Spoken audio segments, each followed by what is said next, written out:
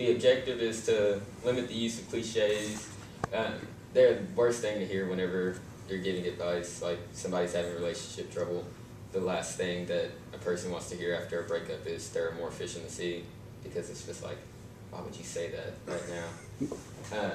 Yeah, some of them are funny, some of them are necessary, but for the most part, they're worn out. They're done. So, post inspirational and non-cliche quotes on here. You can also post things that you heard from others, as long as you give them credit for saying it. So, I hope you open your mind and your ears to new sayings. I will post one quote every day that I either heard or that I created myself. Maybe you'll be able to use them. So, I actually just finished making the group and opened it up last night, and I'm in the process of adding people. I only have 300 people so far that I can remember. Adam posted one on here. Friends are overrated. All they do is eat your food, take your money, and clog your toilets. So, but point behind this was people tend not to think whenever they speak as much. Whenever they're trying to inspire somebody, they just kind of go back to the old sayings, the easy ones that are just kind of there and convenient. So the best thing to do is to make up something. Like my friend Bo, he's from Hawaii, and I met him in Indianapolis a year and a half ago. Said, don't count the days to the end, make the days count. Just things like that are for everyday use. You can use them in any situation at all.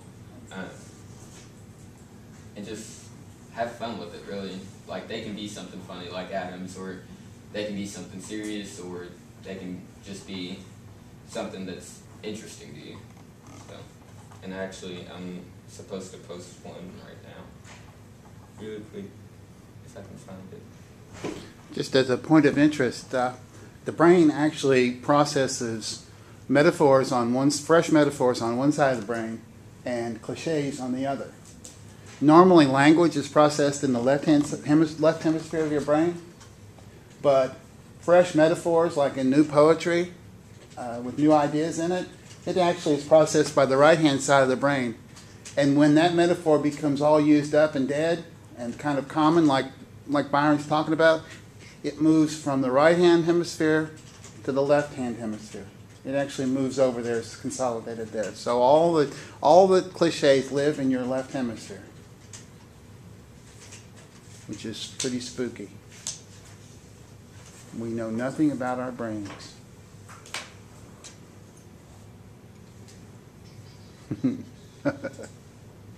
Yeah, a lady at work told me about that one.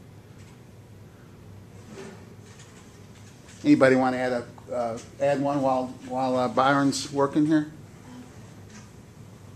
Or maybe I shouldn't say that. You said you were only going to put one on a day, but yeah, I'm posting. Oh, you are. Yeah, I'm posting one a day, just so when people tend to shy away from it or go to it, just because then they'll have at least one new thing if nobody's posted anything in a while.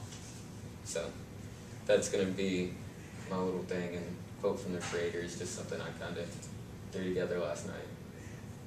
Oh, that's Yeah. So.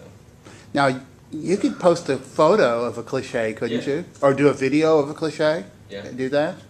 You can pretty much do anything that you want to, or if you have one thing that I was thinking about adding on here that I probably will, people that write poetry that's non-conventional, poems that have random styles, weird compositions and things like that, then you could post it or make it a document if you wanted to, but I'll have to put that on later, because I thought that would be kind of cool for some people to do that.